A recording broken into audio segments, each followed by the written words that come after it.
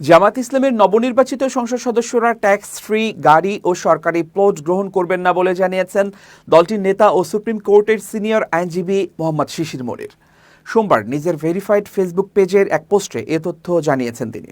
Facebook পোস্টে তিনি বলেন, পূর্ব ঘোষণা অনুযায়ী আমাদের এমপি মহোদয়গণ ট্যাক্স ফ্রি গাড়ি এবং সরকারি প্লট গ্রহণ করবেন না ইনশাআল্লাহ। এর আগে 2025 সালের 7 নভেম্বর সিলেট নগরের একটি কনভেনশন হলে মহানগর জামাত আয়োজিত সুধী সমাবেশে বাংলাদেশ জামাত ইসলামের আমির ডাক্তার শফিকুর রহমান ঘোষণা দিয়েছিলেন, আগামীতে আমাদের একজনও যদি এমপি নির্বাচিত হন তাহলে তাদের কেউ সরকারি প্লট নেবেন না ও বিনা ট্যাক্সের গাড়িতে চলবেন না। সুনামগঞ্জ 2 দিরাইশাল্লা আসনে জামাতের দাঁড়িপাল্লা প্রতীকে প্রতিদ্বন্দ্বিতা করে পরাজিত হন শিশির মনির। তিনি 63,220টি ভোট পেয়েছেন।